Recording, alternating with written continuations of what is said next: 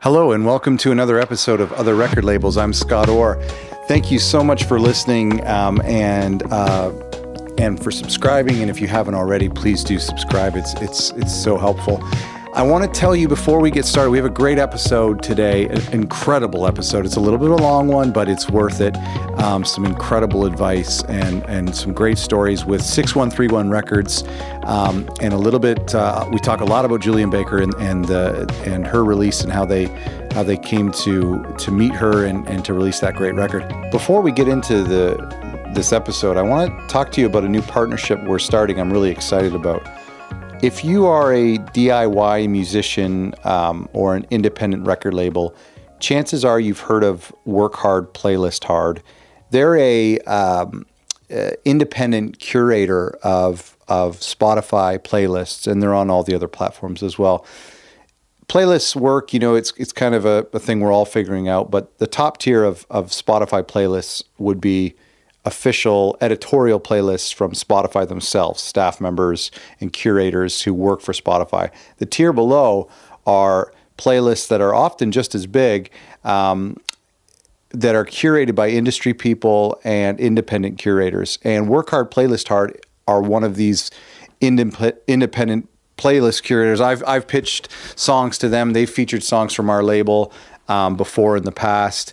And getting on these playlists can be great things and can actually generate revenue for your label or for yourself as an independent artist. Anyway, the founder of Work Hard, Playlist Hard, Michael, has written an ebook starting to demystify the culture of playlists and how to get your music submitted to tastemakers and to editorial playlists. We've partnered with Work Hard, Playlist Hard as a way to get this book to our listeners, and Work Hard, Playlist Hard has agreed to help support our podcast, and so it's something that I think is going to be really great. And I want you guys to check it out. We've created a link called ebook.otherrecordlabels.com where you can go and check out this book. The book is $10. Now, listen. I'm kind of uncomfortable doing this, but I'm not really uncomfortable doing this when it comes to this book. Michael literally sent me a copy of the book just yesterday. I printed it off because that's how I read ebooks, and I kid you not, I was probably 2 or 3 pages in, and I was like, this is definitely worth it. There are industry emails, there are industry URLs that link you directly to where to go to get started. When it comes to pitching, there's a lot of kind of interesting little tips and tricks that you wouldn't have thought of before. Great ways to start relationships with people. Interesting tricks on how to find some of these curators, how to find their emails. There's websites that I didn't even know exist that provide you with data and information on some of these curators. We've talked a lot about playlists and how mysterious they are and how daunting they are for independent labels. And we've talked about how important today Spotify playlists are for independent labels and independent musicians. Getting featured on an actual Spotify editorial playlist can be the difference of paying your rent or not. And some of these independent curators and third-party curators are just as big, if not bigger, some of their playlists. So, playlists like Work Hard, Playlist Hard or Indie Mono, Song Picker. So, this whole, this ebook is really great, and I'm really comfortable pitching this, and I'm very thankful to Work Hard, Playlist Hard and Michael and the fact that they've agreed to support the podcast. So here's what we're going to do. You go to ebook.otherrecordlabels.com, and for our listeners, if you use the coupon code OTHER, just the word OTHER, you get $1 off. It's $9. For this ebook, and I'm telling you, I've wasted $9 on far worse things that have given me nothing in return when running a record label. So please check it out. It supports us, and I really do think it'll help you. Speaking of help you, oh my goodness, today I get to talk to Sean of 6131 Records. 6131 Records is home to Julian Baker, and that great sprained ankle debut that is so huge and so popular. And we talk at length about that. Sammy Lanzetta, Suburban Living, Joyce Manor. I love Joyce Manor. Culture Abuse. We talked with Sean today of 6131 Records, one of these labels that when I contacted, I was just praying they would return my call. And sure enough, they did. Julian, who I work with, did a podcast interview recently where she went to the grocery store. Like, I don't think she realized it was for a podcast. I think she thought it was just because it was in like a batch of interviews she was doing. And one of them was for a podcast. It's like, I don't know if you listen to Celebration Rock, that like Stephen Hayden podcast. No. It's like familiar. A pretty big deal. Yeah. It's like a pretty big deal. Okay. And like, she's just like at the grocery store and kind of being like, not like attentive necessarily. Like she was answering the questions and like, you know, as if it was for print, it would have been totally fine. Right, I see. Like, yeah. But it was not. And so it was really funny. So when she actually did another interview with him. He does a series about albums, and she did one on Bruce Springsteen with him. And, and I was like, hey, this is a podcast, so make sure that you're not at the grocery store checking out like mid-podcast. You know. So, that's so funny. Well, I don't know. That kind of adds to it a little bit too. Like, it's kind of the artist, you know, being oblivious to that type of media thing. There's something about it. Totally. No, the audio is day in the life. A day in the life. Cool. Yeah, exactly. Cool. So how did 6131 come to be, and when did you first come to the label? So 6131 started as a group of friends in California. Joey, who is the owner currently, and a couple of his roommates lived at a house that the address was 6131. Okay. And they were just involved in music, had worked at a couple of different labels out there. They all kind of had been in bands or done stuff like that. And a band that they were friends with from Seattle called Sinking Ships was in town staying. They were kind of notorious for having people stay at their house and, you know, bands come through on tour or whatever. Right. And they were just talking to that band, and the band said, hey, we need this CD that we have put out. The label that had done it was not able to keep it in print for whatever reason.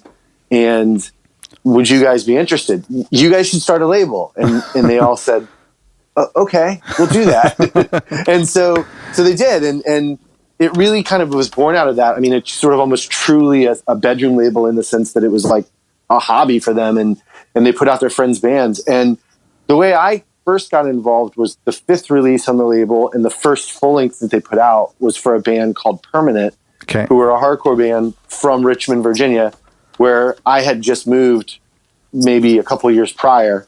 And so I was just friends with those guys and kind of got involved with them more as just like a fan and a friend. Right.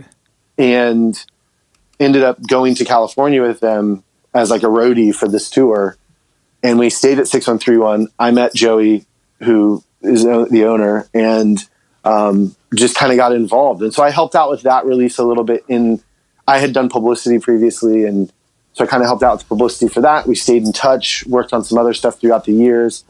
And then basically it got to a point where just through our friendship, we realized, oh, there's a point at which the label could be a real thing, like kind of stop being strictly a hobby and become sort of more of a try to be a real label, you know, as much as for whatever that means. Right. And so at that point we kind of had a conversation, and I was sort of between some different things, and I was like, hey, like I would really love to get involved. Like I've obviously been a fan of what he's been doing for a long time. And you know, as it evolved too, like a lot of the other roommates kind of went off and did their own thing because it wasn't a serious thing. You know, it wasn't like their jobs or anything. And so he was kind of last man standing and really needed help. And so I got involved, and that was about, I was trying to figure it out the other day. I mean, the first record that I helped kind of actually bring a band to the label and you know, I guess sign and then put out the record was Strife. Okay. When we did the Strife LP, and that was, I think, like the 48th release or something, and we're now well over 100. Wow. So it's been a, you know, I've been involved for at least half of the releases kind of in a full capacity, and that's been about 7 years maybe. Oh, okay. It's 2011, 2010. Yeah. Yeah, and then the label is just about to turn 11. So, okay. So for the bulk of the time, I've been involved more years than not at this point. Right. So you're saying you're only 20 years old. Is that what you mean? Yeah, exactly. So the label was started in California, but you had just moved to Richmond. So how did you move operations to Richmond? And you guys run out of Richmond essentially, or? Yeah. So we've, in the course of me being involved, one of the things that happened was we decided like we need to centralize our operations. It doesn't make sense to sort of have everything piecemeal and all over the place. Yeah. And the other thing that was happening around that time is Joey got married. Okay. And his wife works in academia. And so basically what that means is that she sort of is at the beck and call of where the jobs are, right. And so they were living in Southern California. And she had graduated, and so they were looking for jobs. She's originally from the Boston area. So she found a job in Boston, fortunately, as opposed to like, some random place that they have no connections. Yeah, totally. And they had just had a kid. And so they were kind of like wanting to have some, place they could sort of call home. Mm-hmm. So they moved to Boston. Well, it was kind of fortuitous because right before all that happened, we started moving all the operations to Richmond. And I'm, a married guy. Yeah. I have roots here. My wife's family's from here. And so we were able to sort of like centralize to Virginia, to Richmond, in a way that, also costs of doing business here are a lot lower than in California. Right. And so, we can do some really great stuff, have warehouse space, do all that. Here, I'm kind of here more firmly, more permanently than he is with kind of wherever he's going to be. Although he's been in Boston for a number of years at this point. But would you say, so you guys don't have like a Boston office per se? No. I mean, he just kind of works from home. Yeah, sure. Up there. So, yeah. Oh, that's really cool. So how did you come into the music business? Like, where did your interest in all of this start? You said you were managing bands, but like how far back does it go? I mean, high school, essentially. Like it's kind of a fluid path, and it's hard to sort of pinpoint like, oh, this is the point where it stopped being a fandom thing and it became a work thing. Like there's not a hard line there. I mean, when I was in high school, I started writing zines. I played in bands and stuff and wrote zines. And through doing the zine particularly, and a paper zine, I started to develop relationships with labels, because a thing I figured out was that if you send your zine to labels with reviews in it, they will then in turn send you CDs to review. And so it was cool. Great, And so I was like 16, 17 years old, there was a point at which my mom was always just like, amazed at how many you're just getting free CDs stuff. would just show up. Yeah. I mean, so much so that I had a PO box when I was like 16 years old. Oh man, that's amazing. And so I was just, and this was like back in the 90s, so you would get CD promos, and so I was just like doing that. And I mean, that was awesome, because it was, not only was I getting exposed to tons of music that I would have otherwise not heard as a, 16-year-old living in South Florida. Yeah. But also I was developing relationships, and I didn't realize it at the time, but that's what was happening, And so it's been funny as I've like moved through music, in the subsequent almost 20 years of being around stuff, like how much that stuff, like, like people will be like, oh, your name's super familiar. And I'm like, well, I used to write this zine. And they're like, no, that's it. That's totally it. And it's like pretty wild. And so, how did you distribute the zine back then? Like, how far did it go? Not very far. Like, I mean, literally I would make photocopies of it at, whatever place I could get them the cheapest or free. Really? And then just, pass them out in Florida. I mean, there were some people I would mail them to, but I wasn't making more than like, 300 copies at the most. Yet the label still thought to send you CDs. The 90s was wild. The 90s were a wild time. And they had a big budget.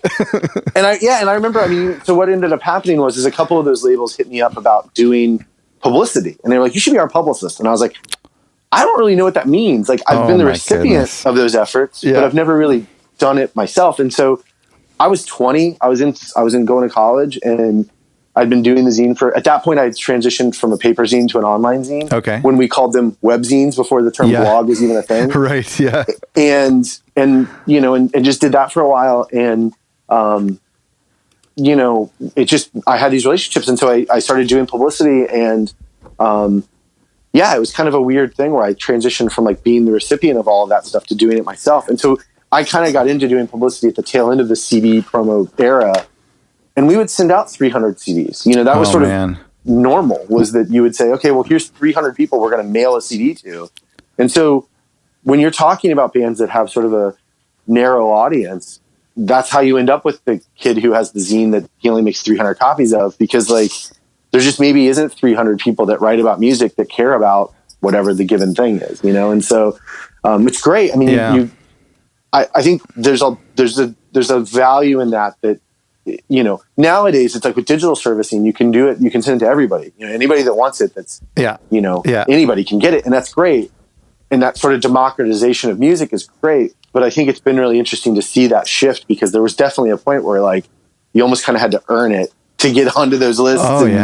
You know, that doesn't necessarily exist anymore. So. Yeah, I mean, it's so interesting. I'm from the same era. I was in high school in the late '90s, and I kind of think like it's hard to remember that time. It's hard to remember. I've talked about this on other episodes, but like hearing about a new release coming through print, like, you know what I mean? Like that's such a foreign thing to me, is like getting a magazine in the mail and being like, oh, so-and-so has a record coming out next month, you know? Whereas now we hear about it like the second that they've announced. And sometimes we hear about it as soon as it's announced, you know? Well, and I think that notion of like records would come out and you wouldn't necessarily know they were out, you know, like you would, like a record would come out and you would be at the record store and be like, oh, you know, there's this new record from a band I love that I had no idea was even happening. What a great feeling. And I feel like now it's like, I mean, I woke up this morning and the first thing I did was, you know, I knew there were certain records coming out today that I was interested in. Yeah. And I'm like literally laying in bed on Spotify, like pulling them up, putting them on the Sonos speaker, you know, like it's just, it's such a different experience now. And I mean, it's great. Like I said, it's the net benefit is great, but it is definitely a different thing. And I think the thing that comes up a lot for me is people reading thanks lists, you know, like you used to go through and be like, you know, oh, well, I love Propaganda. So Propaganda thinks all of these bands, and probably 2/3 of those bands are garbage. But like, right, I totally remember that. Yeah, you know, but you would listen to every single one of them. You buy every single one of their CDs because it's like, well, this band I love talked about them, you know, and you know, that talks about, like, to me, that points to streaming services really need to do a better job. Maybe they don't care, but they need to do a better job at kind of mimicking that experience of the liner notes. And I know that they've just recently announced crediting producers, I think, or musicians. I can't remember. And like remix DJs and stuff. Yeah. Right. But like, even just like recording studios and engineers would be awesome to hear about, you know, that kind of stuff. And the thank yous. But yeah, I do remember that. And I'm a Spotify user. I'm a kind of like loyal Spotify user. Okay. In a way that a lot of people in the music industry maybe aren't. And I think that they do a really good job of like, they've really tried to be better about the discovery aspect, which is kind of what I love about it. Like, for sure. But there is definitely room for improvement. And it's interesting even between the different like desktop versus mobile app, like what information you can kind of readily see. And it's super interesting. Like a thing I do often is, you know, you scroll to the bottom to look at the copyright line to see what a label something's on, you know, and it's interesting that information is there. Yep. And it's actually, there's ways you can search in Spotify by label that isn't super readily available, but like, Google that'd be great. People listening, Google it. Yeah, exactly. That would be awesome. And it's super helpful because then you can just sort of like look and say, okay, this is a label I love. What else is there on this label available on the service? And and so it's cool. Like that functionality is kind of in there. It's just not necessarily readily available. I didn't know that. You know? Yeah, I mean, it's such an interesting time. To me, I think it's like it's a perfect trade-off. Like, I honestly think that the new way of consuming music is really convenient, but it's also, you completely lose something about what we enjoyed in the 90s and the early 2000s. I mean, I know the same feeling of like, I've talked about this before, but about like, you know, in the record stores, how they would have the wall of CD samplers, you know, like those Discmans hanging on the wall. And I mean, I've bought so many CDs back in the early 2000s from those samplers, just sitting there with the headphones on, listening for like 20 minutes and being like, you know what? I'm going to dive in and spend $20 on this record. And that just doesn't happen anymore. And that's a great experience. But at the same time, like you said, every Friday morning, pull out your cell phone and download like all 20 records that would have been in those CD players and listen to them whenever you want. I mean, even like the experience of CD samplers that would be like promo items that you would pick up as you walked out of the record store. They would throw in the bag with the things you were buying. You know, it's like... They worked. Yeah. I mean, Punk-O-Rama was kind of the first experience I had with that, like... Right. Oh, yeah. Sort of, you know, kind of... I mean, I was probably 15, and I got Punk-O-Rama, the first one, you know, and like it was 30 like... tracks on one CD. Yeah. And I mean, and it's every... I mean, you know, it's a pretty narrow scope of stuff because it's all the Epitaph stuff from that time, but like... Epitaph was killing it at that time. Yeah, you know, there was just so much great stuff, and like, you know, there's a lot of bands that it's funny how those sampler things come back to you. And like, I know that like, so I grew up in Florida, and No Idea Records was huge. I mean, it was like a monolith of a label, you know, kind of in the DIY punk scene when I was younger. And it obviously became even more than that. I mean, they grew and became a label that, you know, did bands like Hot Water Music and Against Me and all of that. But like before that, they were sort of the most successful thing they'd really been involved with was like Less Than Jake.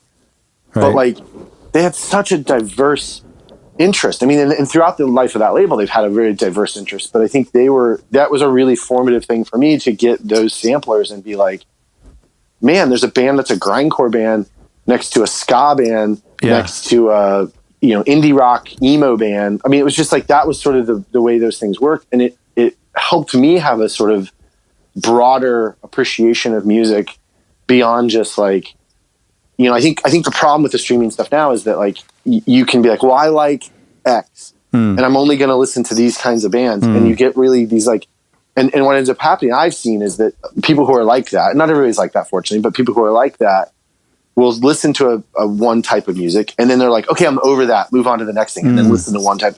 And they just jump from genre to genre instead of developing this kind of broader appreciation for like the whole of music, you know? And I think totally.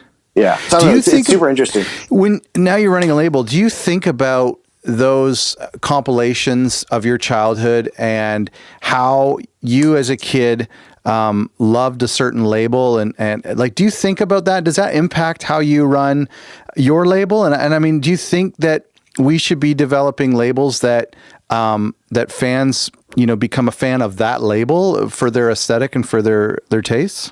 It's interesting because I think, you know, this whole conversation is dangerous in that it can really quickly, those of us who are a little older, it can very quickly sound like back in my day, you know, and I think, I think if as somebody who works in music, like that's a dangerous territory, you know, like you want to avoid being kind of like overly nostalgic for the way things used to be. I kind of famously had a conversation one time with somebody at a bigger company that said to me, well, we do it this way because we've always done it. And I was just immediately enraged. You know, I was like, right. That's why you're failing, you know, genuinely, like that's why you're failing at what you're doing. Why major labels are just like clamoring to figure out how to move forward. And I think they've started to. I think they've really started to listen to younger voices to innovate on how they work. I think as far as from a label perspective, yeah, it's great. It's ideal. And you look at labels. I mean, there's a number of labels that as a, you know, I look to as like a fan of those labels. And I'm like, I want to, you know, mimic what those labels are doing.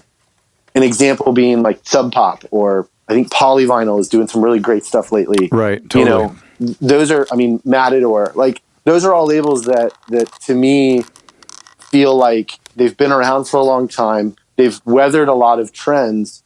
They've been at the forefront of some of those trends.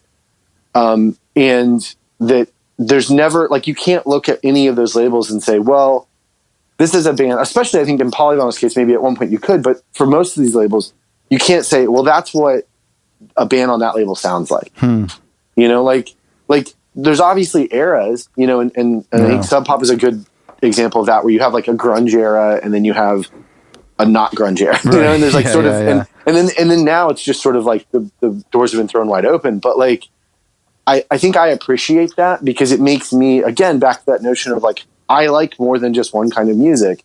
Yeah. You know, it's like, I like Nirvana, but I also like the Postal Service, you know, and I like Iron and Wine, and I like, you know, and I think that just having that broad sense of things is really cool. And so I think from a label perspective, that's one piece of it. I think the other thing is that listeners nowadays, especially younger listeners, don't know what labels things are on. Like, it's just not how they ingest music. Right. And so if you're going on Spotify and listening to the new record of whatever, you're not aware of what label that's on. And so it's funny for us sometimes to be interacting with people who are younger, who predominantly consume music digitally, who say, "Oh, I really love this record." And you're like, "Yeah, I put that out." And they're like, "What's your label called?" And you tell them, and they're like, "Oh, I've never heard of it." Yeah, you know, and right. it's I mean, it's cool. I'm glad that they've heard of the record. Like, that's the most important thing, is obviously that they hear the music. Secondary to that is being aware of the label. But yeah, it's crazy how that's not those affinities for those connections that, you know, we as older listeners have, those people don't have. And I think, you know, we have it less than even our parents did, where they were just like, you know, oh, like, you know, this specific label or whatever. Like, I think it just has gradually faded out. And yeah, as a label, I would love to have more of that be the case, but I just don't know that it's a reality in the context of what's happening right now. So how does that like dictate your social media efforts and some of the branding and promotion of your label? Well, I think it definitely has an influence. Like, I think you have to sort of beat people over the head with the notion of like, hey, pay attention to us as a label. And I think there's certain labels that, you know, people buy into that. I think my fear is the labels I see be the most successful, oftentimes, not always, but oftentimes, at sort of having that brand loyalty are also very genre narrow. Right. And so, you know, again, it's those fans who are like, well, I love this type of music, so I love this label. And that's great. I mean, but I find that has a short life span, you know, that it expires. It really limits at some point. Yeah. Totally. Yeah. And those fans, as they become fans of something else, leave you. You know, they're no longer loyal to your label. That's a good point as well. Yeah. Yeah. Yeah. No, that's fair. So you came into the business in the late 90s, and you were, you know, you came in through this printed zine thing, which is hilarious. But what if you were to want to get into the music business today? What path would you take? Where would you start if you had to start all over again? I think that if I were the age that I was, if I was, you know, a 18-year-old now, and I was, or, you know, a 21-year-old that's like leaving school, like leaving college. I mean, the thing I always say to people when they ask that is be a fan. You know, find the places where you are genuinely a fan. Like, the worst thing that could happen is somebody who says, well, I want to be a manager, or I want to be run a label, or I want to do this. And they approach it as like the same way that you get a job as an accountant, or, you know, working a desk job of any kind. Like, it's just not that thing, right? Like, so much of music is about community and about, you know, genuinely being a fan of things. Yeah. And I think first and foremost for us, like, the bands we work with, we're fans of, you know, and the way we find the bands we end up working with on the label side are, and I mean, even for me and all the other things I do, fandom is the core of that. And I think one of the things that I find that I do that's maybe somewhat different than some other people is that I try to be apparent about that. Like, I try to be very transparent about the fact that I'm, you know, like a fan. Like, I'm not afraid to be like, no, I really like your band. It's awesome. You know, and I think a lot of people that there's this sense that, like, if you're, you know, running a label, or you're a manager, or you're a booking agent, or whatever, you have to sort of pretend like nothing phases you. And I just think that, like, it's okay to be a fan. And so I think if you're young and you want to get into doing music stuff, like, being a fan and being present and being excited about the people around you, and being a part of a community, and not in a sort of like disingenuous way where you're just trying to have it be a thing that you're going to benefit from. But I think genuinely plugging into a scene is a really great way to get there, because I think that's a great point. Things that will happen is that you will see where the needs exist, and you will understand what your skills are in comparison to those needs, and you start to fill those holes. So if you're, you know, I mean, in the case of 6131, it's like, if you're friends with bands and a band comes to you and says, well, we need this CD put out.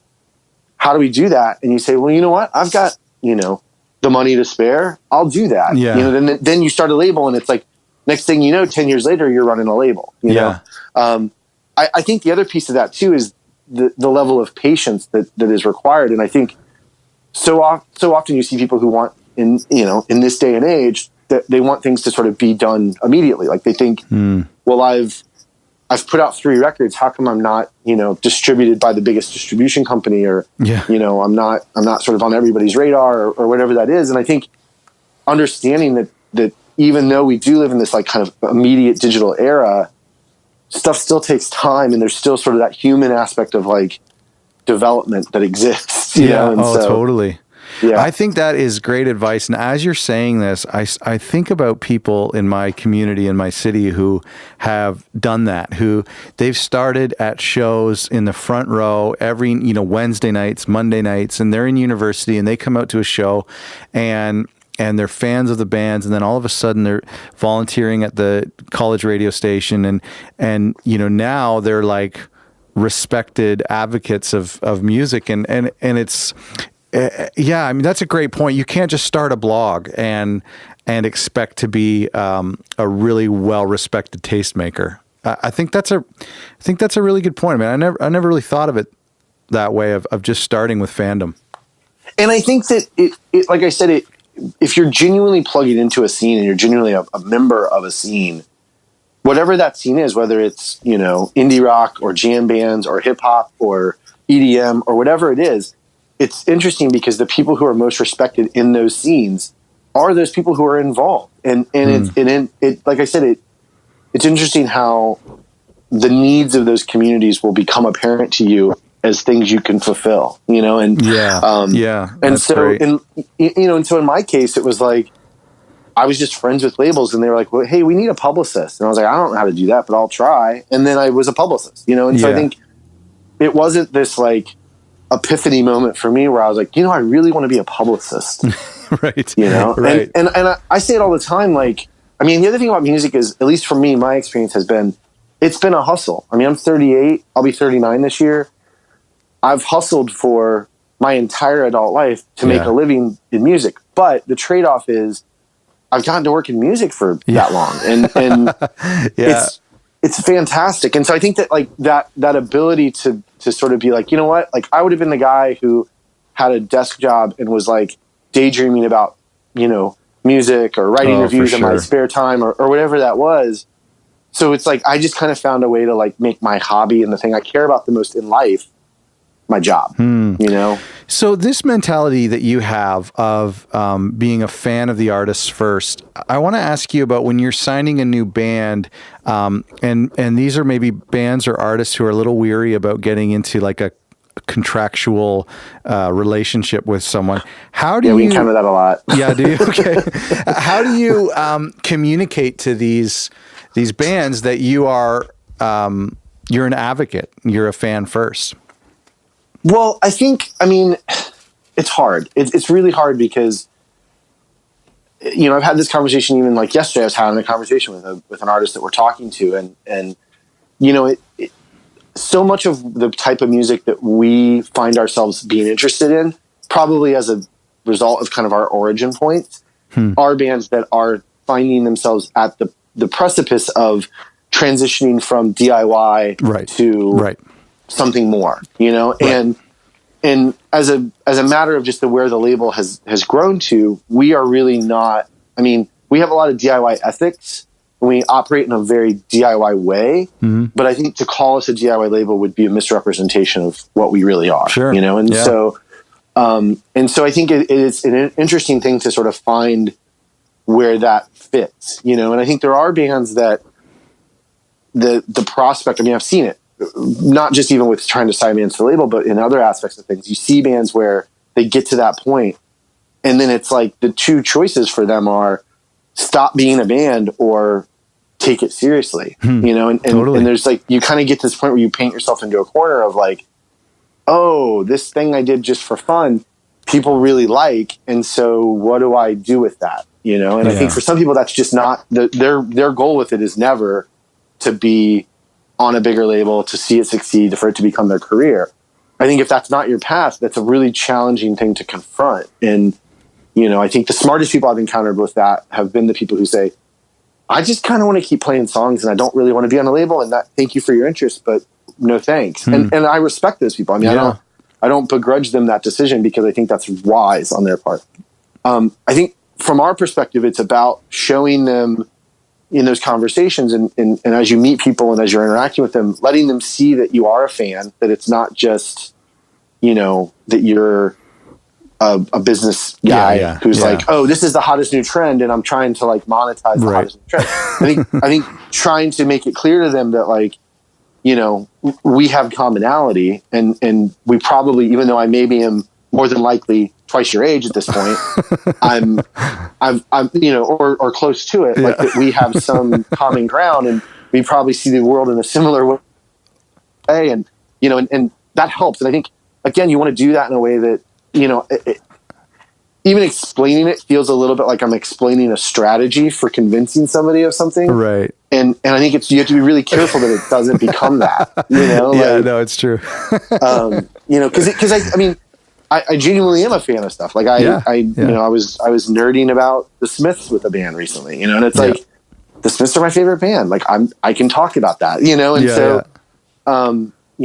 was talking about a band about Belle and Sebastian. Belle and Sebastian's all my favorite band. I can talk about that. And so I think finding those things where it becomes apparent to them that you're not just trying to monetize their thing in a way that's going to make you money and hurt them. I think the big trick is just to not use the word monetize. That's for sure. And I mean, like, there's all these, and it's kind of one of those things too. Like, so a thing that my mom did when I was growing up was she talked to me like an adult. And so, that's huge. And I see my friends who have kids, doing that with their kids, and I see how it works on their kids. It's like a really positive, you treat your children, you don't expect them to be adults, but you treat them like adults, and you give them sort of the respect that you would give to an adult. And you talk to them like an adult, and it's, they say, like, psychologists folk or whatever seem to think that is like a positive for development of intellect and all that kind of thing. I feel the same way about talking to bands. Like, I feel like monetize is kind of the icky word. Synergy is a word that everybody hates, but like, but I think sometimes you kind of have to, like, instead of trying to veil those things, I think those are words that are important for people who are going to make that jump from DIY to record label world. You prepare them for the conversations they're inevitably going to have by talking to them as if they need to know that stuff. Yeah. No, that's great. And so like, monetize is like a gross word for sure, but it's also a reality. Yeah. That's a principle of how things work. And like, being able to sort of have a grasp of when, that way that when those people go to meetings and have conversations or whatever, and somebody's like, oh, the ROI, blah, blah, blah. Like, I don't know what ROI means, like it's return on investment, it's like, but this is a business. And I think that's the other piece of it is like, in to kind of answer the question, like, you have to show them that, hey, I'm on your side and I believe in what you're doing, but I also take this really seriously and this is my job. Yes. And so I'm not going to just be your friend who's the hobby label putting out your stuff. Like, I want to be your friend, and that's a piece of it. But the other piece of it is that I run a business, and hopefully a successful business, and let's make decisions that are mutually beneficial for us that are also good business decisions, and I think that's a piece of that. That's a great point. And I think that there is nothing wrong with trying to make money in all this, because I think at the root of it, and I love that you said that you take it really serious. And because to me, when I am trying to make a record, make money, the whole idea is so that all of us, myself and the artists and the producers and engineers and photographers, can have a career in art, in music. You know what I mean? That's the whole goal. The whole goal is that we can find a way to get paid fairly for what we love to do. Yeah, I mean, there's a guy. His name is Patrick Kindlon. He's in a band called Self Defense Family. Okay. He's kind of the king of the hot takes, and Patrick is a very smart person. He says some things I agree with. He says some things I don't agree with, and I think he would be excited to hear me say that. He's just very present on the internet with his opinions about things. And I think he says a lot. There's sometimes he'll get on a riff about something. I'm just like, preach it, brother. Like, it's just so on point. And one of the things that he has said a couple of times and articulated better than I can, which is why I'm giving him credit for it, is that he talks about like bands that are, they sort of are in this point we're talking about, this sort of like, this determining factor, like, well, which path am I going to take?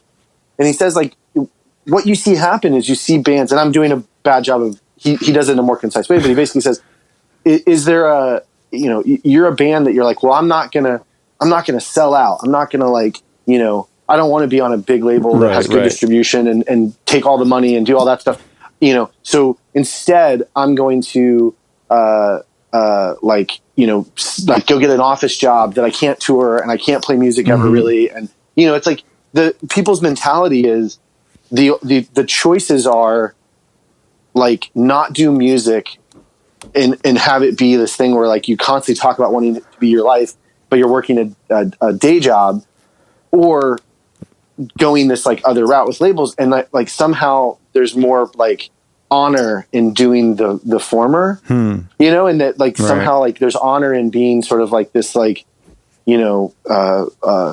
having a day job and like it being, and like, again, artist. I'm not, it's not about that. That's a bad thing. And if that's what you want to do, that's great. Do that. But if you're constantly talking about how your art is like your life and making music is your life, and that's all you want to do with your life, and then when those opportunities present themselves, you gristle at the thought of money being part of that, how do you reconcile those ideas? Great point. That's awesome. Yeah. No, it's good. That's fair. And I think I was going to say it's like a thing you see in the community here, but I think it's true everywhere. We all know, if you're involved in music in any way, people who play in bands that are like, yeah, music is my life.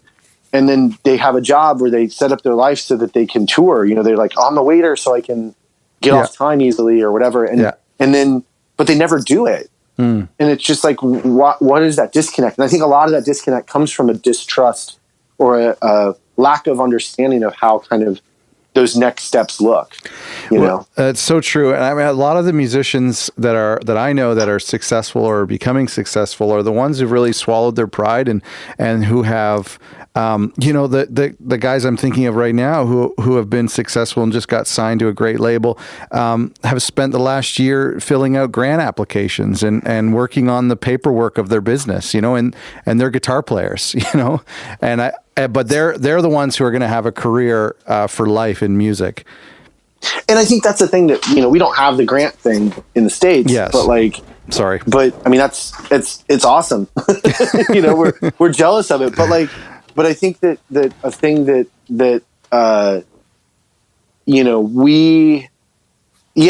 is that thing of like, the swallowing the pride thing makes me a little uncomfortable, but only because I think that there's a misnomer that to do that, to like go after like filling out grant applications or doing whatever those things are is a matter of like, you have to like give up something. And I think that the reality is that given that the landscape is what it is, that there has been this democratization of music, you can really effectively do stuff with music and not have to swallow your pride, but also be successful and not shy away from those paths to success. Right. Well, I think when I say swallow your pride, I'm thinking about that mentality of I'm a musician. I'm going to have a guitar tech for my very first show. This kind of thing of like where I love seeing musicians who are really hardworking, and musicians say, can I email these blogs? Can I do this? Can I, you know what I mean? Can I fill out these forms? I think that makes a successful musician today. Totally. And I think the thing for me is that we always say as a label, like, we want to work as hard for you as you want to work for yourself. And so there's plenty of people we work with that don't really want to work hard. And maybe we really love the music and we say, okay, we're going to put this out, but our level of commitment to it is going to be pretty low. And we've gotten better about being candid about that in those conversations with those people so that they understand that like we are, like we're going to only commit so much, so like, yeah. And so I think that like one of the pieces of that is like, if you want to be the band that wants to fill out the forms and wants to do all this stuff and wants to, kind of be really hands-on, that's great. And we're probably going to be able to match that level of effort with other things that we can do, that you're taking that stuff off of our plate. Oh yeah, for and, sure. And giving us the capacity to do other things. For sure. Yeah. I want to ask you about Julian Baker a bit. So she put out a record with you guys, Sprained Ankle, in 2015. Is that right? Yes. How did you? So how did you guys meet Julian? How did that relationship start out?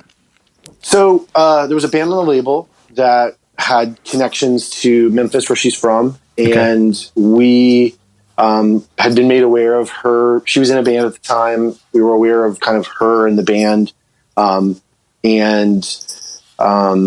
we were just really like kind of blown away by what we had heard about them and the music, and we were really excited about it, but we were still kind of trying to figure out, because they were really young. I mean, when we started looking at them, they were all still in high school, or I think had just graduated. And so, they were 18 years old. And so we were a little weary about that, just because that felt like there's still some, growth that needs to happen here, just as like humans, And no, so, totally. And I think just even musically, like it was like, well, they're going to figure some more stuff out in the next year or two. So we kind of had an eye on it. And then in December of 2014, she released a solo record, which was essentially the core of what became Sprained Ankle. Okay. On BandCamp. Oh, I mean, and it was, I always joke, I can't remember exactly, but I want to say it was like December 27th. Okay. Yeah. Which is like a great time to make a record. I was going to say the best time to release a record, everyone's just super attentive and not busy at all. And so it was just really funny. And so, we caught wind of it like within a day of it going live. And I mean, I think it was only live for maybe, a couple weeks before we were like, hey, take this down. Yeah. And like, let's kind of go back to the drawing board with this a little bit. And so essentially what Sprained Ankle was the core of it. So it's 9 songs. 7 of those songs were that recording that she released on BandCamp. Did she record them herself? She recorded. So it's a weird story, is that she actually had recorded them in Richmond, where I live. Oh, wow. At a studio that at one point I was using as my office. But like we never actually met. I didn't know she was making the record. I didn't even know she was in town. And I'd actually heard her friend was interning at the studio. He wasn't even he didn't work at the studio regularly, although he's from Richmond originally. And he basically made it kind of like on the side as like his intern project for school. Wow. And, it was just this whole kind of weird fortuitous thing. And so, because I thought I read that she went to school for engineering. She did at one point. So she was sort of like involved in that. But that's how she knew the guy who made the record. Oh, okay. So, but it was still a studio record. It wasn't like a bedroom. Yeah. Okay. It was still a studio record. And so, and then a couple of the songs she had recorded, I think even just at school, like in the little sound rooms that they have there. Cool. And then, and so we basically sort of did all of it, like we kind of like did all the bells and whistles around that release and really believed in it. And I think just from a really early point, we're like, felt like there was something really special in what she was doing. And, I mean, how much did you how much did you feel was going to happen? Like, what were your expectations like? I don't know. It's hard to sort of go back and be honest about that. Cause it's hard. I mean, seriously, cause it's like, I mean, I think if I'm being honest, it exceeded all of my expectations. Right. But I also know that, my mom constantly reminds me that like, that was one where I was just like very early on, before anybody really was giving us any indications that people were going to care, that I was like, no, this is the thing. This is the one, this is going to be a really important record. That's awesome. And so, and again, like that's a little easy to mythologize, it's a little easy to sort of be like, for sure. Oh, I knew this was going to happen, but I really genuinely felt like it was going to be successful. I don't know that I could have ever imagined her career going as far as it has and continues to grow. But But I think that I think we had an indication early on that it was like, this is something special, that we have something special on our hands. And so, well, the takeaway for A&R people who are listening is to search BandCamp on December 27th. Yeah, right. For any new releases, you might find something. It's the BandCamp thing is so interesting because I think that that's a really good example of like, that record existed on BandCamp for, it was a limited amount of time, but it was out and it existed, and it very easily could have lived and died on that, on that vine, yeah. And I love BandCamp. I think those people do great stuff. I think that the fact that they're, branching into editorial is cool. Yep. And, they have built a thing that is phenomenal and great for music. The detriment, I think, of what the kind of byproduct of that is that bands think, well, I recorded it yesterday, so the world needs to hear it today. Oh, yes. And there isn't that sort of patience to the process that, again, back to kind of what we were talking about earlier, like that digital democratization of music has made it so simple for people to get music to people, but they don't think about all the other things. And I think, honestly, like kind of in defense of labels point of view is like, people are always like, oh, you don't need a label because you can just put the record on BandCamp and you can do all your mail order yourself and you can put it on all the digital providers yourself. And, you don't need a label to do that stuff. And it's like, that's true that the access is a lot easier now, but the things that you don't get that I think that Julian record is a good example of is we spent, like I said, we had the record in December. Yeah. And then it came out in October. So right. what was going on? We spent 10 months basically building, every aspect of that thing to be successful. And so we did a really, coordinated, calculated publicity rollout. We had a really great publicist involved. And, we were really deliberate about all the choices we were making and really built it to give it some genuine momentum that carried it through and launched it off in a really successful way. And I think that's the stuff that's super important that labels do. And it maybe isn't a label in a band's, it doesn't have to be a label to do that, but you need to have people who understand that thing to be able to accomplish it. There are sort of levels of expertise that exist that can't be, immediately, understood from just putting music on BandCamp. I think the best thing that I feel like I have to offer is just that idea to have patience and to step back and say, to be strategic and think, this is a gem and we don't want it to just evaporate on BandCamp or on Apple or whatever. And I think that's a really good point. And I've talked to so many artists who, when I say like, we probably shouldn't release something on December, or we probably shouldn't release something on the Friday of a long weekend, or, or that kind of thing. It's like, to them, it's like, oh, I hadn't even thought of that. Like a lot of people, like the December thing, it wouldn't even faze them. Yeah. And I think that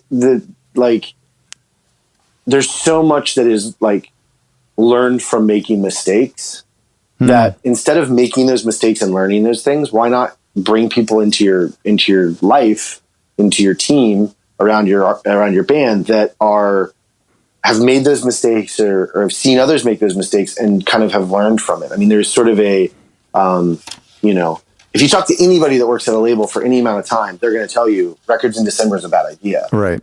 But if you're a band that's never been involved with a label or had a publicist or whatever, you're not going to understand that. And I think even like, from a publicity standpoint, you're not going to know that journalists basically are MIA in December because they're turning in their year-end lists and then taking the holidays. Yeah. And so I think that's a thing that like you just don't understand as a band. And that's just one example of a lot of things where, oh yeah, for sure, you see people. And even with labels, like there's labels that I'm friends with that like I'll kind of get involved and see what they're doing. And I'm like, other labels and say, hey, maybe try it this other way because like you're paying too much for manufacturing or you're, cool. You could do publicity in this way or, just that sort of, again, it's a community. And I think that, I don't have a magic, key to understanding everything, but I definitely have learned a lot and I want to share that with people. That's awesome. And so I think that's bands, that's labels, that's whoever, Okay, so had you done the sensitive singer-songwriter thing before? Like, what made you think that would be a good fit for your label? Because you guys were a bit of a harder label, right? Yeah, and so we had done a lot of hardcore kind of early stuff was all like hardcore sort of stuff, although there was some, you know, some departure from that. But I think generally we had been sort of known for being that kind of a label. And I think what was happening simultaneously was that we started having a lot of conversations about our own tastes, you know. And so Joey and I, our tastes are diverse, as we've talked about, you know, and we like a lot of things beyond the kind of confines of punk and hardcore. And so we just started like thinking about, okay, what's it look like if we release this stuff? I think the Julian record was probably a further out thing than we had done as far as like departure from where we were. Yeah. But it didn't feel to us like that like a massive departure, in that we listened to music like that anyway. So it's not like we're unfamiliar with those, with that genre or that type of music. But I think we had done things that were not hardcore bands.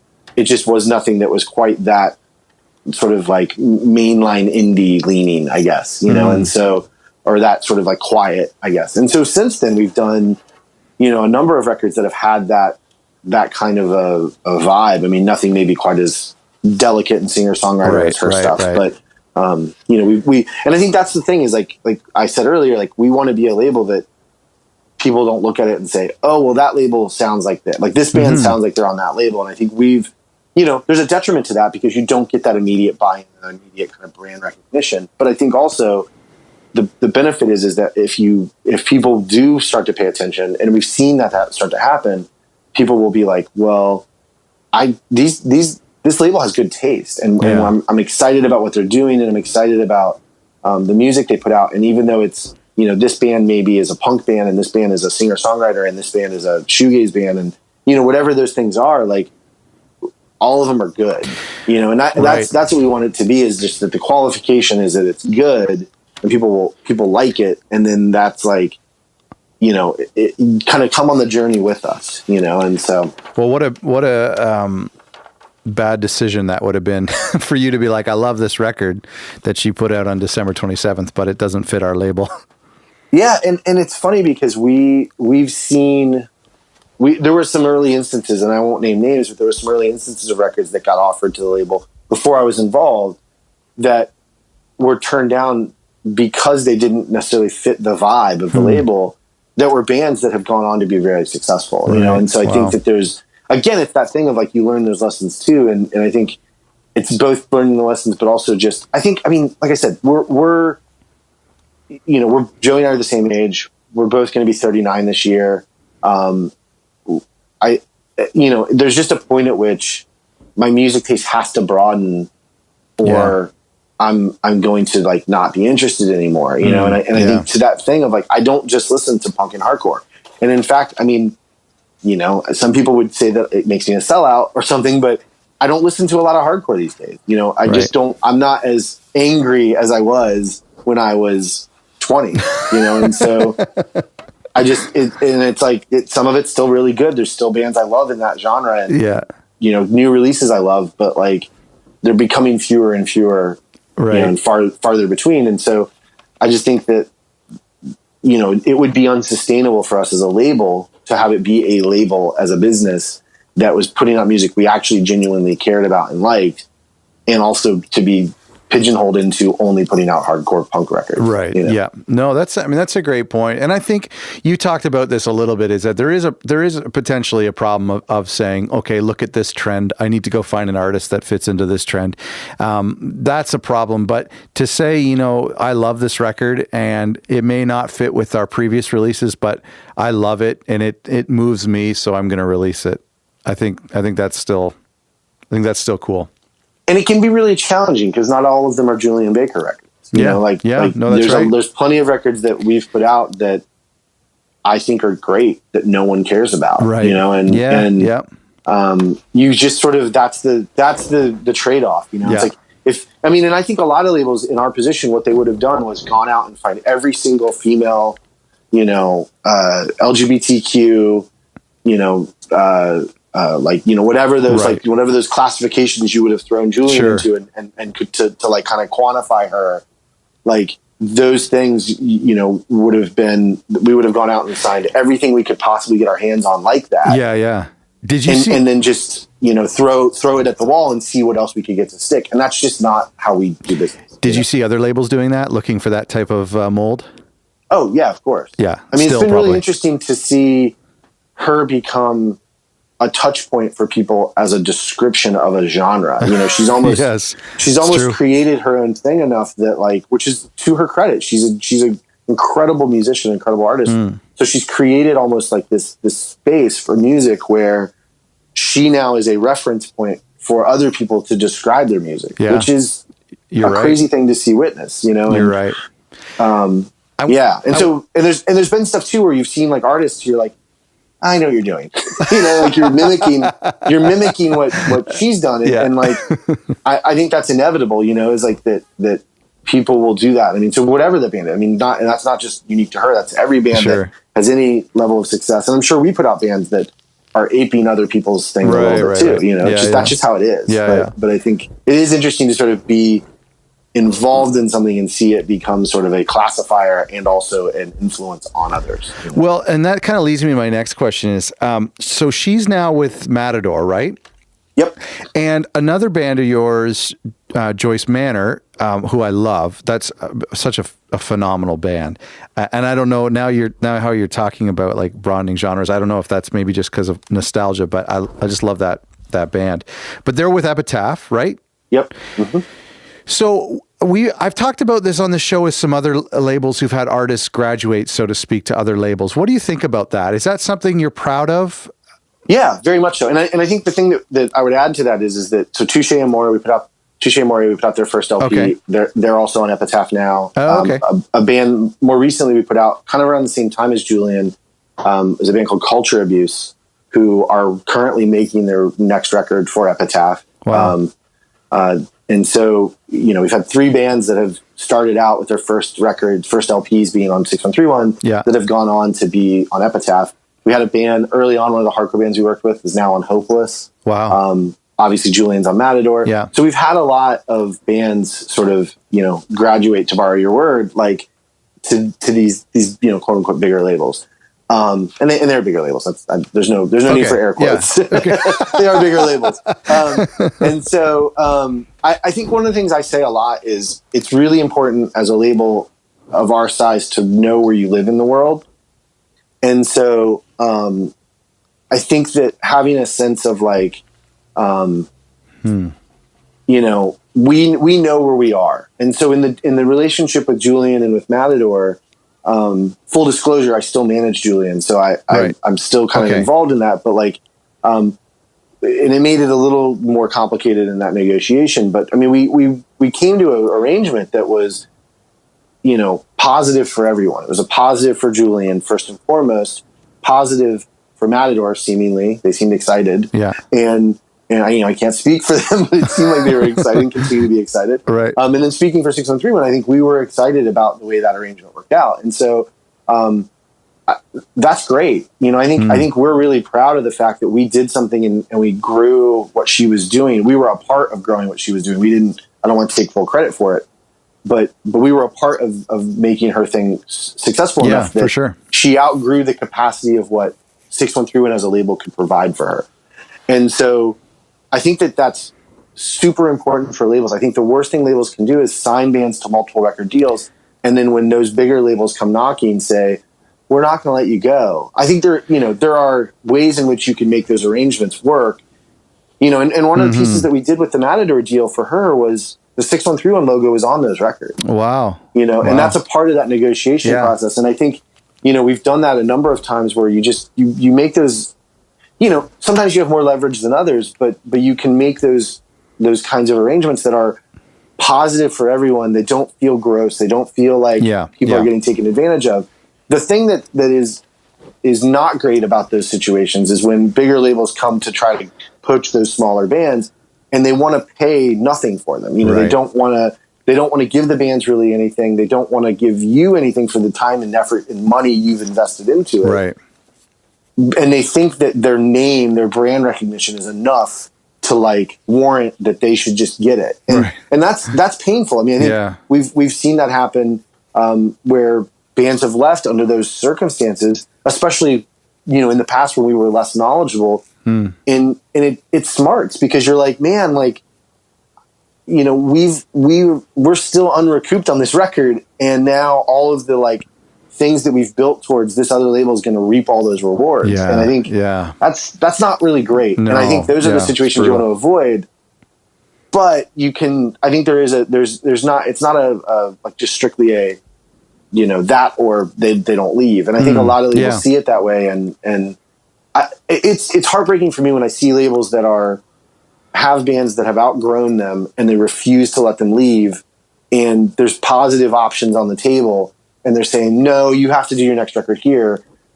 I've seen that happen, and it's sad, because it's like, I think people are not fully understanding the benefits that can be shared all around. Right. You know? Yeah. No, that's a great point. I love it. I love that it's by your own admission. And I think it's cool that, what you said, know where you live in the world. I think that's so wise to be able to have that humility.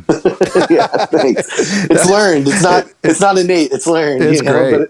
But I think that's true. Like, the other thing is the best calling card for us as a label for A&R purposes is bands who have, you know, like you said, I mean, most people, when they know bands on the label, are like, I know Joyce Manor, I know Touche Amore, I know Culture Abuse, I know Julian Baker. You know, they don't necessarily know the bands that are our own bands that have not left.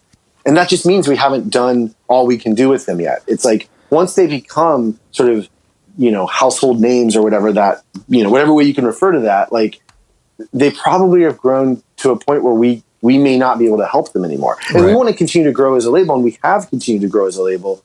And one of the things we always say is, like, we would love to be able to grow to the point where that's not the case. Right. But the reality for right now and the foreseeable future is that if a label like Epitaph comes knocking and presumably wants to put a reasonable offer in front of everybody, that's probably a great thing, because then it becomes like, oh, you know, this band goes off to this other label, goes off to, you know, whatever, and grows and continues to explore the world.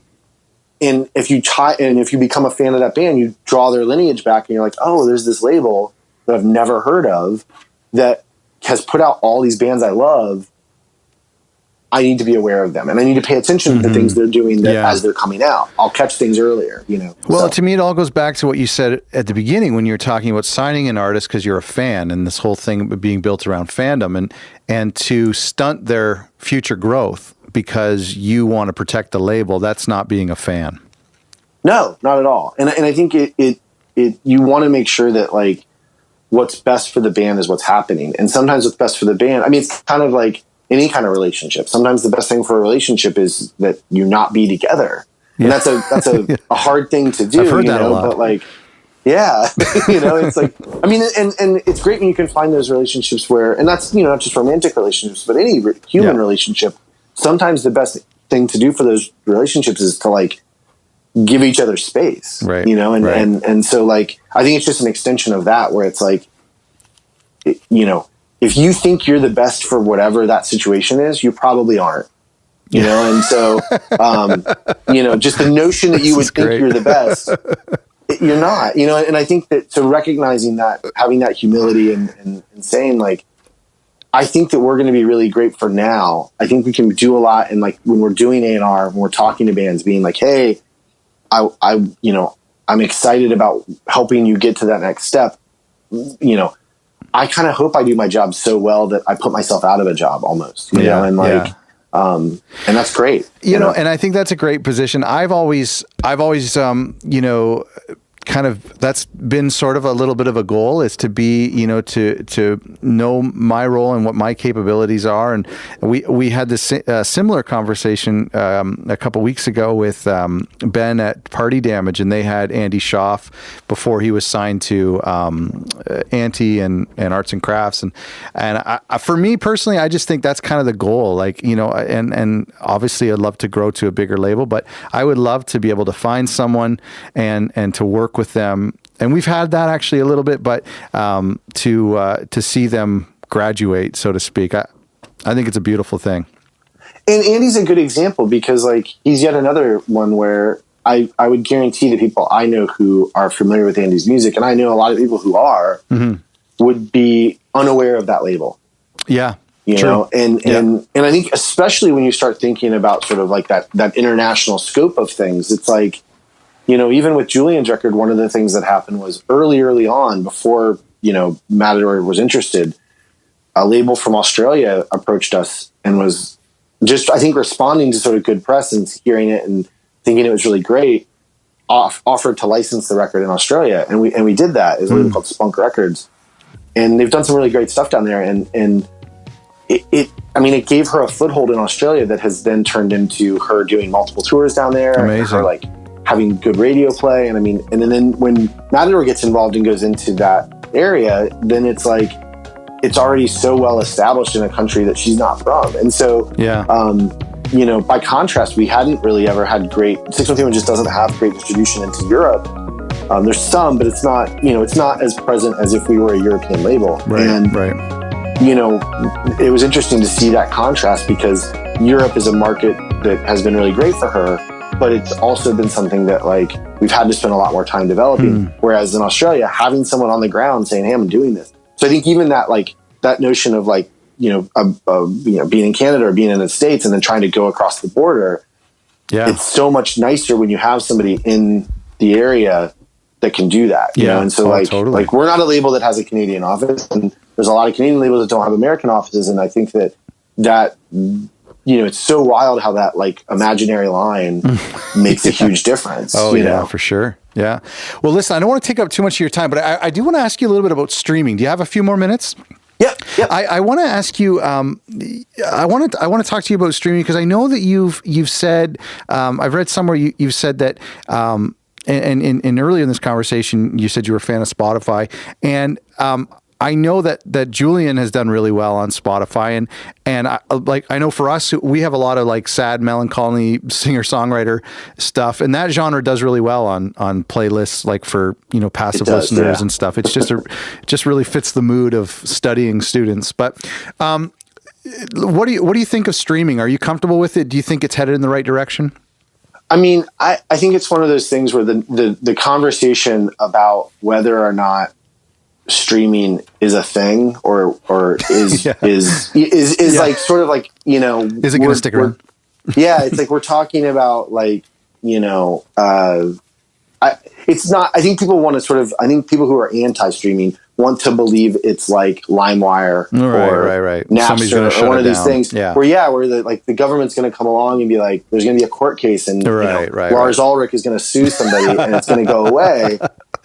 And that's not going to happen. I mean, it's just the ship has sailed, you know? And I think that with streaming, it's super interesting is that the conversation needs to shift from whether or not streaming is a thing that exists to how do we engage with this technology that is the technology presently.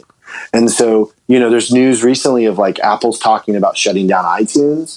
And moving just to Apple Music, which is, you know, streaming versus downloads. And I think that really is going to be the paradigm shift for how people think about digital music, because really when people talk about downloads, they're talking about iTunes. When people talk about streaming, they're talking about Spotify. And those are the two big players.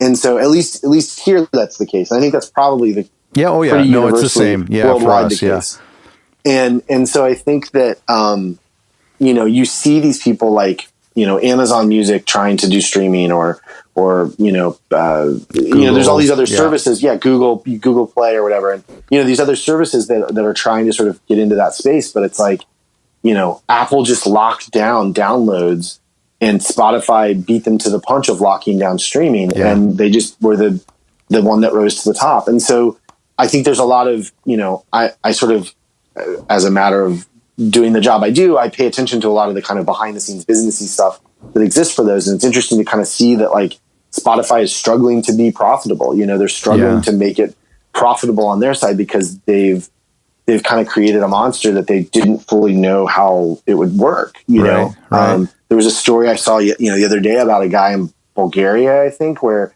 he bought 1,200 premium accounts on Spotify, made music and populated playlists. And then those playlists, the way it got caught was those playlists were doing so well that they were charting worldwide because it's based on like revenue streams. And there's apparently like charts that get shared around kind of internally. Okay. That he was in the top 10 or like top 20 or something with these charts. Man. And it was all music he had, through proper channels put up on the service. Yeah. And then had paid for accounts, but he had 30 seconds is like the tipping point of when something becomes, like they monetize it. Okay. And so he had, through these 1,200 accounts, basically been playing these playlists on loop for 24 hours a day, 7 days a week. And they did all the math in this article I was reading, but they were talking about, he had made like over $400,000 a month. Oh, wow. Legitimately. There was he wasn't violating any terms of service. He wasn't, and so there's obviously some discrepancy, and that opened up a whole conversation about like, tying revenue instead of to plays, but to an artist. So if you listen to, the way it works is like, they put all the money into a pot, and then if you have your portion of the grand total of plays, you get paid that amount.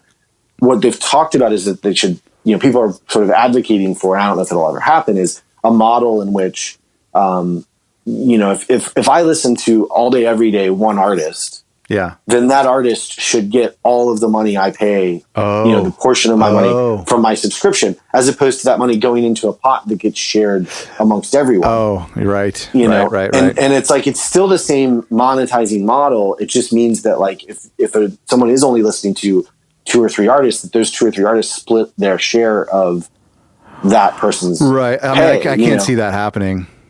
Right. I can't either. Yeah. I've always thought there's a justification. I totally agree. And I've thought of that too. When I'm listening to, a whole month goes by and it's like, I've pretty much just listened to this new record that came out, this one record all month long, maybe dabbled in a few other records, but it's pretty much been this record. And I feel bad because it's like, well, that person's probably only made $2.50 for this whole month of nonstop streaming, Yeah. But I think they operate by like that gym membership thing, where some people are paying $9.99 a month and only listening to 1 or 2 songs. Totally. Yeah. Totally. And so the thing is like, there's obviously we're still a little bit in the Wild West with it of like, I think there will be things that change. And obviously like, the thing that happened recently with, I think it was like with, Sirius and Pandora and even with Spotify, where like the amount that they have to pay on mechanicals is changing. Yeah. And all of that stuff is changing, at least in the States, that's all changing. And I think that's obviously different in each territory, but like those things are changing. The thing that I think Spotify is interesting about is that people want to talk about like, oh, I had, this many plays and I only got this amount of money. I think 2 things happen there that is interesting. One, when people tweet a picture of the check that they received, the question you have to ask is who's writing that check? If it's coming from a label, right, then the question has to be, what's the portion of the money that the label received? Because I think too often people want to be like, well, I made 3 cents from Spotify this month. Right.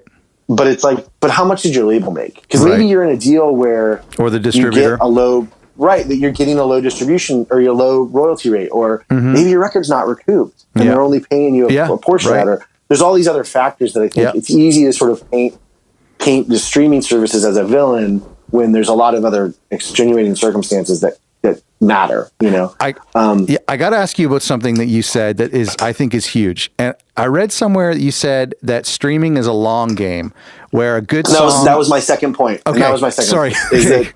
No, it's fine. Explain that. And so like streaming is encouraging of making music people want to listen to a lot. Right. Yeah. And so if you have a one-hit wonder, if you make a record that has 1 really great song and 9 not so great songs, that one song is going to get a ton of plays. It's going to get a ton of playlisting. And that happens even with good records. But people aren't going to hear that and then dive in and digest the rest of the record because it's going to be fluff. And so, and that song is going to go out of vogue pretty quickly. And you're going to end up, maybe you get 10 million plays this month or this year or whatever it is. But like, you're not going to have 10 million plays next year. Yeah. What an artist like Julian's a really great example of somebody where you have loyal listenership who want to, her numbers split about 50-50 between playlisting and people listening on her profile. And which is good. Yeah. That's a pretty good average. And so people are discovering it, listening to, obviously certain songs get a lot more plays because they end up on these like, high profile coffee playlists. shop things. Yeah. Right. Or like there's like, there's a couple of her songs get played at Starbucks or whatever it is. Yeah. But like, the flip of that is that I think, I'm biased, but I think the records are good. And I think that the people want to listen to them. as whole records. And so they lend themselves to people wanting to listen to them on repeat, listening to them over time. I think there are records people will want to revisit year after year after year. And I think you look at artists, if you look at an artist that had like a one-hit wonder in the 90s, and you go look at their streaming numbers, that hit will be, it'll have 10 million plays. Right. But every other song on their profile has 1,000. And I think that it speaks to that notion of like, the things that are, the things that have replay value, you continue to have plays. And so it is that long game. It's like you're thinking long term about like, okay, if people keep coming back to this thing. And I think that the difference between us, like a CD purchase, like we were talking about, of going and you're just like on a whim buy a CD at the store, you're buying that CD that one time. And, at the end of the day, the artist gets, a couple bucks. Totally. At the end, by the time all the hands touch it. But like with streaming, if you make a record that, and obviously the future is yet to be told, but if you make a record that people want to listen to over 5 years or 10 years or 20 years, and it continues to have that revenue popping in for every single one of those listens, I genuinely believe, and I think that the math would bear it out, that there's a tipping point where you will have then made more money from that listener than you would have off the CD. I love when I read this, and hearing you say this excites me so much, because I've been preaching the same thing, and I had my own epiphany about a year ago, because I was like everyone else. I started in a negative position with Spotify and with streaming. I thought it was a bad thing, but my own epiphany was when I was driving last year, 2017, and I was listening to a copy of Kid A from Radiohead, and it was a CD copy that I had bought in 2000 at a record store in the year 2000. It was probably $19.99 or whatever I spent on it. And here I am 17 years later listening to the exact same CD. And I've since then I've ripped it into iTunes. How many times have I listened to that record? And like you said, they've probably made $4 or $5 from it. They probably would have made a lot more if I was renting it, quote unquote. And the other thing that nobody ever wants to talk about is how many CDs did you buy back in that time of CDs that you bought used? Right. Yeah. Good point. So you That's have a great point. Like, this whole like multi-user license, it gets into this whole legal and it's happening realm. again with vinyl when people are buying thrift shop vinyl. Yeah. That's a great point. So it's like if you're listening to Fleetwood Mac Rumors on a vinyl copy that you got from your parents or that you bought at a secondhand store, and I mean, don't buy that record new. Like, there's enough of them in the world that they don't need to be continuing to repress it. Yeah. They will continue to repress it so they can sell it at Urban Outfitters. but don't. I mean, there's plenty of that record in the world in circulation. You can find a copy and buy. Yeah. And so to that point, all the copies that are in circulation, that almost probably 90% of the copies that exist, I would argue, were probably all purchased many years ago. And and there's for a band like that, you're like, well, you made this really great record, how many ever years ago, 30 years ago, 40 years ago. And, it's being monetized now, that dirty word monetized, but you're making money off of that music that you made that long ago. And those songs probably have, I haven't looked at Fleetwood Mac's numbers, but I'm sure that they have pretty good numbers on Spotify. Yeah, I think that's a really interesting thing that people don't think about, and I think about it too. And when I'm at my daughter's like grade school dance, and some kid is playing a song, and I think there was this era where a lot of like church functions and a lot of like small school functions of playing music off their iPod or off a CD where artists weren't getting paid for it. They weren't like official DJs or anything. So I just think now when people load up a Spotify playlist at a dance or at a party or in a coffee shop that goes for 24 hours a day, the artists are getting paid for it. Totally. And I think that, how many bars, were just, I mean, even not that many years ago, just plugging in an iPod, like you said, and playing like I made this playlist or whatever. And I mean, or DJs or whatever those things are. And, there was always this like, this difficulty for the people who are responsible for collecting the money from those folks for that public performance, that it was like, well, how do you know when you go into a dive bar and they're just playing like a playlist off an iPod? Like I mean, and honestly, that's why Shazam and those technologies were created, was to be able to put devices in bars and in restaurants and in public places and track what music was being played. it's kind of it's like solving a problem that now isn't a problem, because more often than not, those people are just playing Spotify. The craziest thing to me, and I think this is a thing that it sort of presents, it shows you sort of the new problem is, we go to a Mexican restaurant close to our house that we love. We go there like almost once a week, and they have a free account. And so like between songs, you hear ads, and it's like, it's like what, $10-12 a month? Like, I know. It's like like your business, it's a restaurant. Like, it's okay to pay. And I think that is the sort of the thing that you have to confront. And like, there has to be. And so I do understand when somebody like Adele or like Taylor Swift, as much as I don't think that their approach to it is great, or the messaging is great, I get why they're like, the free thing is our issue. I went to a film festival recently, and it was free, and the audience was not super attentive. And I think if you give something away for free, there's a lack of value being in kind of innately in connected to it. Let me ask you again. Do you think that free model will go away? I do. I think that because I think it's just Spotify who has it.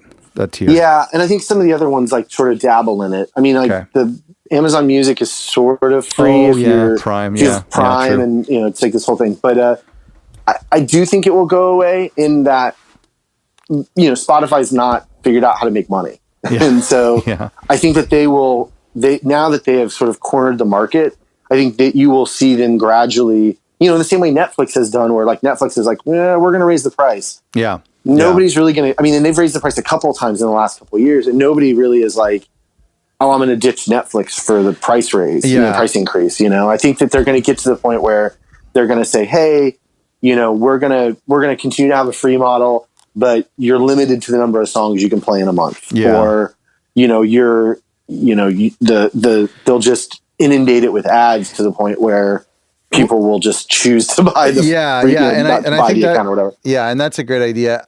I think they would have a harder time than Netflix. I mean, I could talk about this all day. This is fun. But I think they could have a harder time than Netflix, because the thing with Apple and Google is that it's not really their main business. And so I don't think there's any incentive for Apple to raise their prices. And Spotify has like a direct competitor with Apple, whereas Netflix, there isn't really an equal competitor that has the exact same content. What I think is probably going to happen, and this is getting into sort of like, high theory of, the business landscape of music in a way that I'm totally speculating. I have no sort of like line on this stuff, but if I did, I'd be, much better off than I am. But like, but I think that, I think what's going to happen with Spotify is somebody's going to buy them, and you're going to see, and there was an article I was reading recently where they were talking about like, Apple should have just bought them 5 years ago. Oh yeah. And just been like, well, we corner music. iTunes was the only game in town for so long. Like, we're going to continue to be the only game in town, and just integrate it into all their stuff. Integrated into their home pods now, and just the way that Spotify and Sonos have kind of had this symbiotic relationship. And I think that just that would have been the play, and I think they probably are kicking themselves for not doing that. You might be right. I mean, Apple Music feels very reactionary to Spotify. It doesn't. It's never really, to me, felt like. And I was a very loyal iTunes user. Yeah, and me too. And Apple Music has always just felt a step behind. Right. I think that I think somebody's going to buy them. And I think that's and I think you're right in that everyone kind of always points to like, this is the only way they make money, and it's not making money. So how do you turn that around? There's obviously a runway that exists, and they're gonna hit an end of that runway at some point.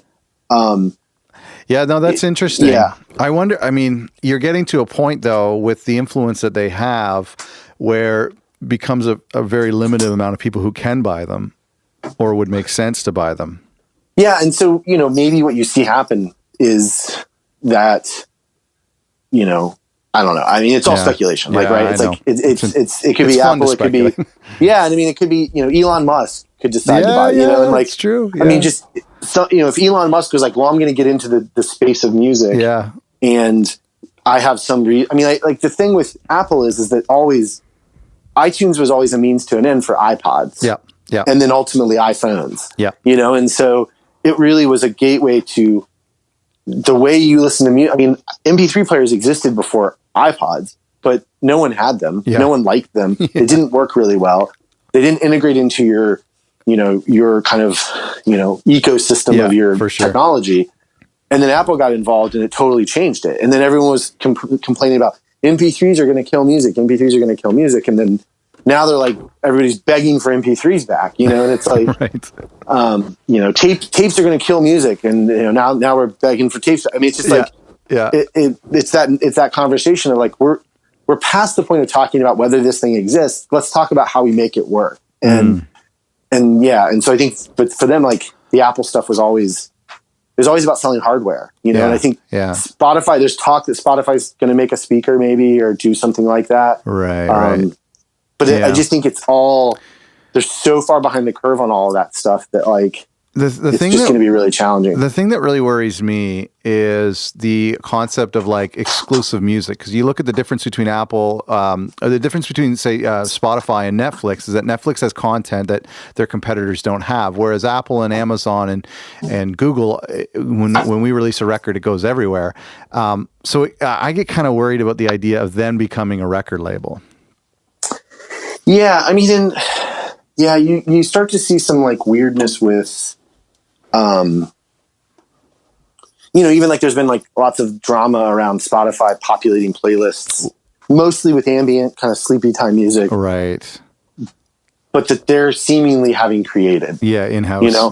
In-house. And so, and the real issue is it's for hire, meaning the royalties that are being paid out on it is money that's going to them. Right. Yeah. And so, but again, it's like, given their model, it makes sense. I mean, they're just kind of gaming their own system. I think there's a little bit of, it feels disingenuous, and that's why people are upset about it. But it's kind of like, well, it's an inevitable end, Yeah. Yeah. I don't know. It's wild. I mean, I think this is definitely getting into the weeds of sort of like the way, but it's important. And I think, this is all the stuff that like, again, back to the notion of like what labels do. Like, it's important about this stuff, but you can't expect every single artist to understand the nuances of, I think when you compress conversations, I think this is true for, politics. I think this is true for everything, where it's like, if you compress the narrative into talking points, that's dangerous, no matter what side you're on, and so that's fair.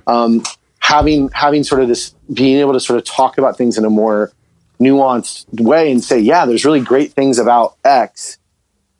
They also do these other things I don't really love, or this other thing that's not really sustainable, or whatever that is. I think that's okay. And it doesn't have to be like Spotify is the greatest thing to happen to music since music. Yeah, it's not black or white. It's like, right. It's like the current landscape, they're a great game, and they are a great place to be focusing on delivering artists. But like, if you're not, if you're thinking like, oh, Spotify is going to be the game in 10 years, then you're thinking about it wrong, because that's not going to be the case. Yeah. There's going to be something else that we're all going to be up in a roar about, And, well, I think and it's a good point. Just pay attention. Just know what you're doing, educate yourself. Yeah. Listen, man, this has been a great conversation. And I honestly, you could stop the tape and just talk about this forever. But I really appreciate you taking the time. Congratulations on such a great label and a great group of artists you have, and all the success with Julian. Thanks so much for doing this, man. Really appreciate it. Yeah, for sure. I'm excited. Thank you for the conversation. I'm sort of the same way, where I could just like riff on this stuff all day. I know. Well, it gets to a point where it stops being enjoyable for anyone else to listen to. That's true. Well, it's like I've said it a couple of times. It's like most people who run labels don't have friends who run labels, so they need other sounding boards. I think that's. I think also that's one thing I will say really quickly is that I think that that's stupid, and I think that the idea that we're competitors, especially if you kind of all live at the same plane, is just so gross. Yeah, that like totally I think that there's like the best thing you can do is, again, a part of that community thing is like be positive. And like one of the things that I've done that has shocked people sometimes is if I find out a friend of mine is also trying to sign the same artist, I tell them, I'm like, hey, I'm trying to sign that artist also. Let's talk about it, because maybe you're a better fit. Yeah. Yeah. Or maybe that's amazing. you and I think just having that, like, and obviously that's not always the greatest thing to do, but there are oftentimes places where you can do that. And like, I don't know. I would rather operate in that way. And that's hard because not everybody sees it that way. And sometimes you get your heart broken doing it that way. But no, I'd rather get my heart broken trying to do that than just be like, see it as like a combative, aggressive thing with everybody. And it totally proves that you're a fan of the artist first. Totally. 100%. Yeah. All right. Thanks, Sean. And thank you all for listening. The ebook that I talked about at the very beginning of this episode, you can find more about that at ebook.otherrecordlabels.com and use the coupon code OTHER. And thanks to Work Hard, Playlist Hard for doing that.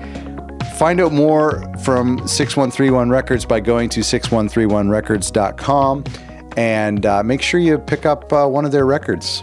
That'd be great. Thanks for listening.